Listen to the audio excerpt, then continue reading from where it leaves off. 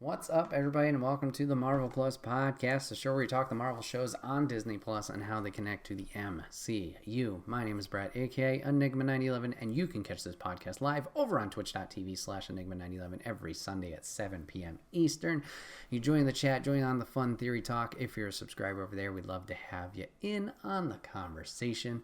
But if you can't catch live, that's A-OK. Drops the very next day over on YouTube. Just search Enigma911 and you'll find it over there. Today we are wrapping up Moon Knight. We're talking about Moon Knight episode 6, Gods and Monsters, aka the finale.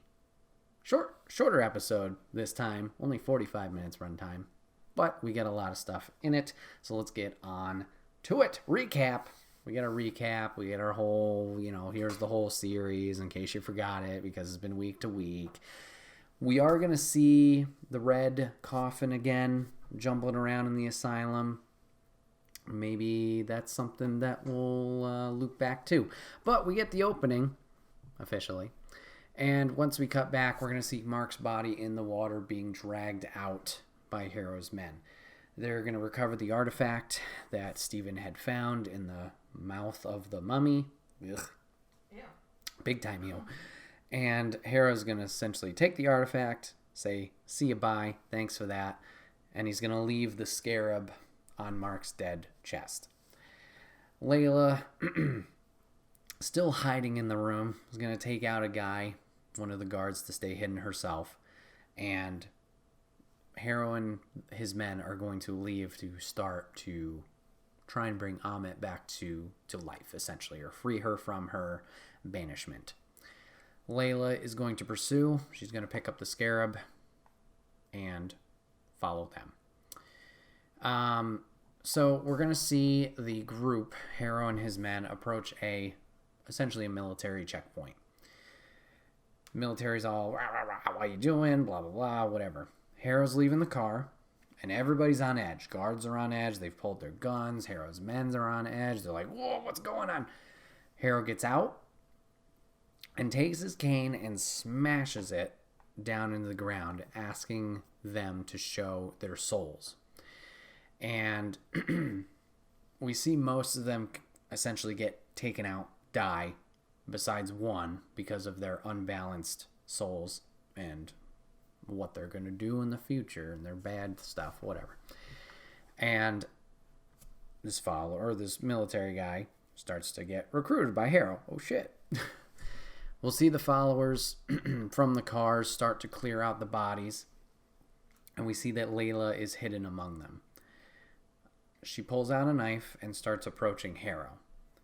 As she's approaching Harrow, she gets called out to by one of the bodies on the ground.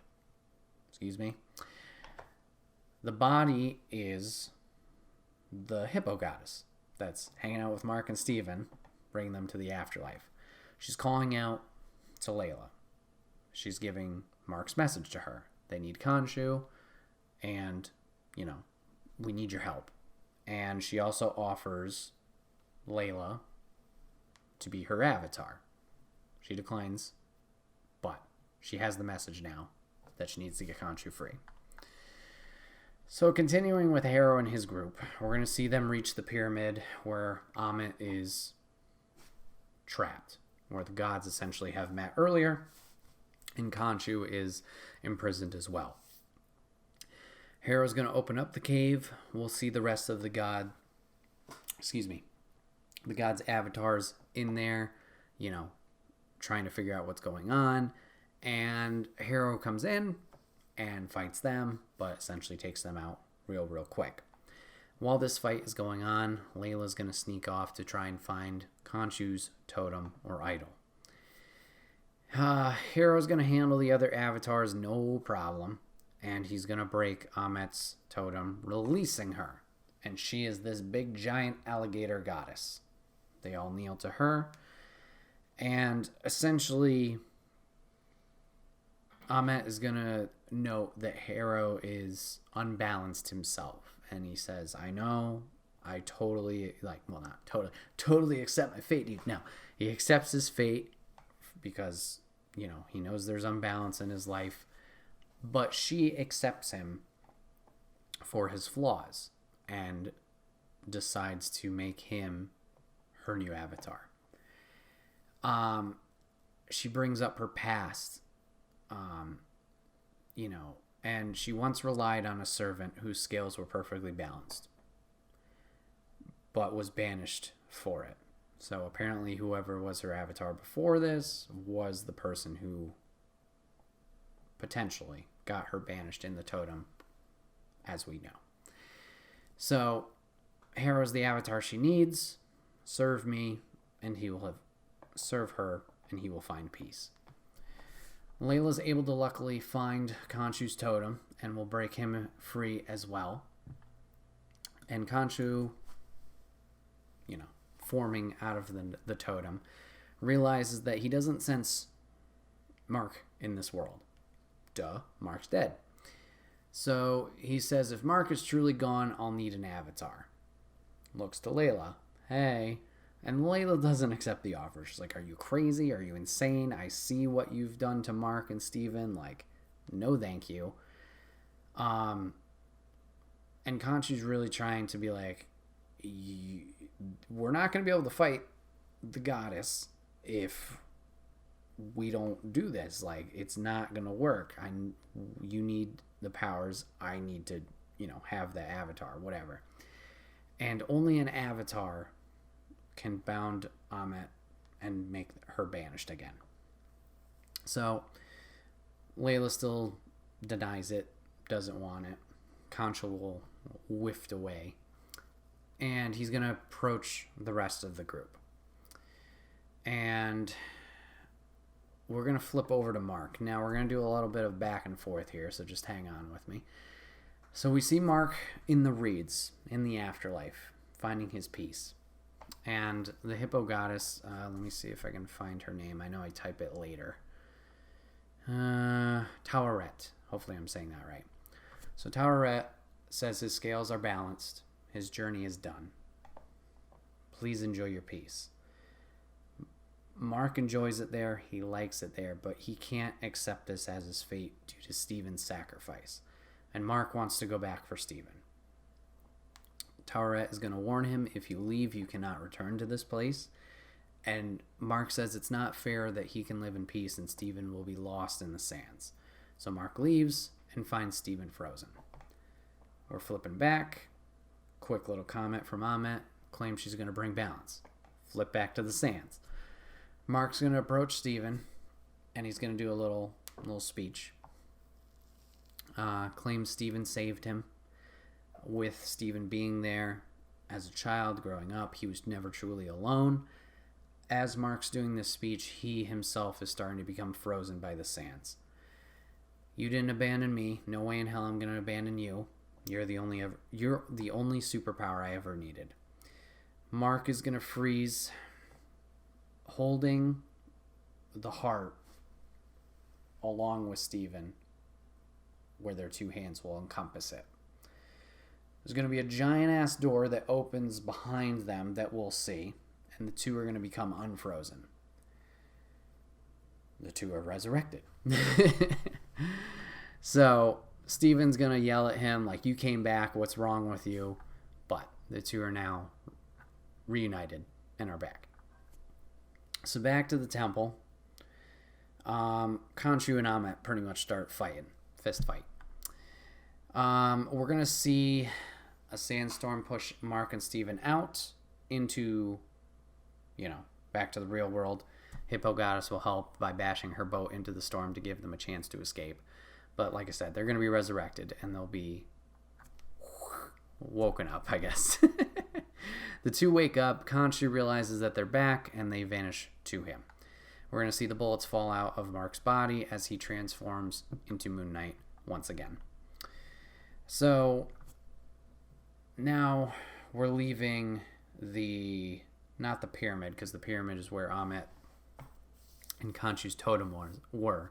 We're going to go back to the sarcophagus where we found the totem initially. So outside we're going to see Moon Knight catch up with Khonshu. And we're going to see that Mark and Steven now have more of a equal relationship here. We're going to see that they're constantly changing between the suits. We'll see the traditional Moon Knight with the cloak when Mark talks, and the suit more fancified when Steven talks. So it's a package deal. And pretty much Mark and Steven lay out the ground rules for how this relationship is going to work. And they kind of blackmail him. And essentially Khonshu agrees, okay, fine, we'll do this. I'll release you afterwards. You have my word.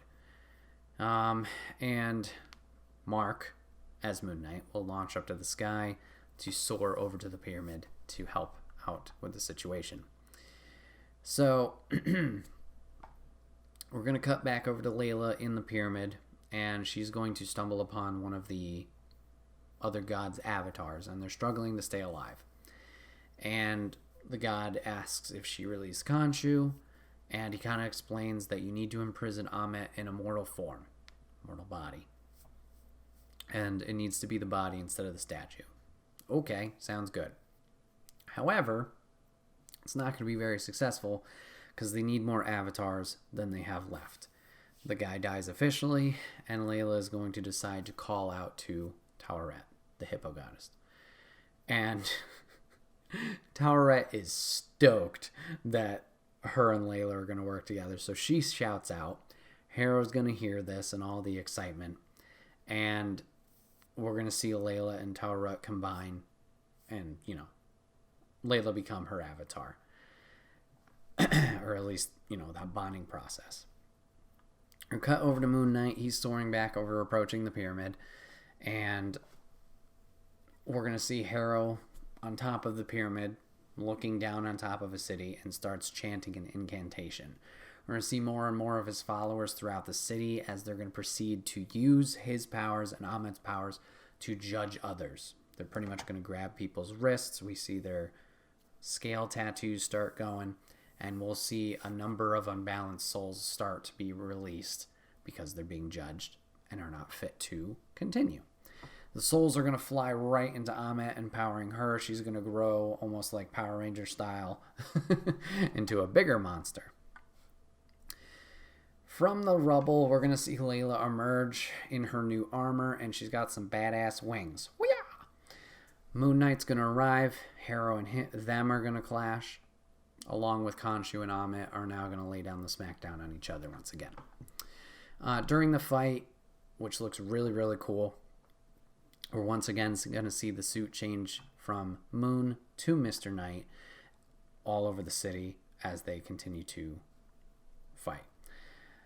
Layla's going to swoop in, make a save for Moon Knight. She's able to reflect a blast from Harrow and his cane. And then Layla, Steven, and Mark are going to work together to dispose of Harrow's men. Probably the coolest action scene we've got in all this series. I mean, we haven't got many, but it looked awesome. We see a Screamer stick action. We see gadgets from Moon Knight. Layla looks awesome in her suit, zip-zapping around, flying around. Really, really cool sequence between the three attacking the men. So, the two are going to fight Harrow. And through Moon Knight holding on to, or rather keeping Harrow busy, Layla's able to damage his staff a little bit. She's also going to make a save on some civilians, so we got a nice little moment there, as Knight and Harrow will continue their fight. And then Harrow's going to shit talk during this fight one last time, because why not? And Harrow says, if Ammit was around, if she was present and not banished, she could have given Mark's family a peaceful life by removing the only weed, him. So, low blow there. Through this shit talk, Layla's going to get trapped with one of Moon Knight's crescent, and Knight is going to get knocked down. Harrow's going to have the upper hand and stabs him in the chest with his staff. We're going to see Layla protecting herself with her wing as she's being shot at by guards. And then we get the twist. Knight is going to black out one more time, and now he has the upper hand on Harrow, holding him down to the ground. Uh-oh. We have another personality in play, it seems. Mark and Steven both claim that they have not done this, and there's a lot more wreckage around than previously. than previous from before. Layla's going to ask what the hell was that, and we'll see Ahmet dragging Khonshu away in the distance. So, not going to get any answers to that at the moment, just a lot of confusion from these guys. They're going to grab Harrow's body as they bring him back to the temple, and Layla and Mark are going to do an incantation to encase Ahmet into Harrow's body. She's dragged away into Harrow, sucked in, and Ahmet's going to make the claim that they'll never contain her. She'll never be stopped. Khonshu is going to say, we need to end this now. You need to kill them. And Mark threatens Harrow, and Mark threatens to make him and Steven free, and he's going to attempt to take Harrow's life, or at least threaten it. Layla says, stop. You are free. You have the choice to choose right now of what you do. You're not under his control. You can choose to pull, kill him, walk away, etc. And Mark and Steven say, all right, Khonshu, you do it yourself. Release us. Khonshu says, as you wish. We'll see the suit and armor leave Mark and Steven, and Khonshu will zip away. Steven is now going to wake up in the asylum, their imagination. Steven's going to ask Dr. Harrow, fancy Dr. Harrow, if he thinks Ahmet and Khonshu are real. And Dr. Harrow says no, they're not real. And then it will change to Mark. And Mark says, what if we disagree? Harrow's all upset. Man, we got a lot of work to do. He's going to get up, and we see that his footprints are bloodied. And the two are pretty much just going to shit talk their inner psyche, saying, you don't know as much as you think you do. And they're going to zip away back to reality. We're going to see the two wake back up in the apartment. Mark's going to call out to Steven. Both are still present, doing this kind of equal relationship. Fun little note, there's 2 goldfish now in the fish tank. They try and get up from their bed, walk a few steps. They're still tethered to the post, and they will fall. This will be the end of Moon Knight. So, initial thoughts. I was writing this down all as I was watching it. As the credits hit, my initial thoughts is, okay, interesting questions now. Is the potential of the third personality. Because we got the tease here with the blackout between Mark and Steven. And then calling back, I realized that we also got to call back to this. I believe it was in episode 3 or episode 4 when Steven first gives up the body to Mark. And they're in Egypt trying to get intel information. Mark and Steven will black out there, and neither of them know what happened. So it seems like there's a third personality in play. So, what caused this third personality? Obviously, we know how Steven was created due to the stressful situation of Mark's family and, unfortunately, the abusiveness of his mother. What caused this third personality? Also, if Khonshu's no longer bound to them, how will they eventually get the suit and the power back? Because I assume we're not done with Moon Knight. And that's what the post-credits will tell us, as we're going to go back to the asylum once more. A real asylum this time. And we're going to see Arthur now in the asylum. There's a nurse that says, okay, time to go back to, your room or whatever. And another gentleman dressed in all black offers to take him instead. As the two are leaving, as Arthur's being wheeled out in his wheelchair, Arthur's going to notice that one of the attendants, the assistants at the desk, is dead as they leave. Arthur's brought outside. He's thrown into a limo. And lo and behold, Khonshu is in the limo, looking all dapper. And, he brings up the point of Mark thinking that Layla was going to be Khonshu's next avatar if something happened to Mark. And he states, why would I ever need anybody else? He has no idea how truly troubled he is. This is Jake Lockley. as he introduces the driver. The driver's going to turn around, and it is Mark. It is Steven with another third personality. Third personality is going to pull out a gun and is going to assassinate Arthur in the limo. The limo is going to drive away, has a Spectre license plate, literally, a vanity plate saying Spectre. And that is where the series will end for now. So, oh boy. We thought Mark was bad being a mercenary, having all these skills. This third personality must be some kind of like killer, assassin. Obviously, they've been able to get the two out of these very stressful situations and get the upper hand quick. Now, obviously, pulling out, all the stops to take care of Arthur and Amit and killing the body. And obviously we now know that it seems like the group is still bound together. It's going to be interesting to see how this plays out in the future. We don't have confirmation of a Moon Knight season 2. I mean, obviously we leave the breadcrumbs for one, and we haven't tied this into the existing MCU quite yet. So there's no connections of like, oh, Moon Knight could show up here, or like the inklings of it.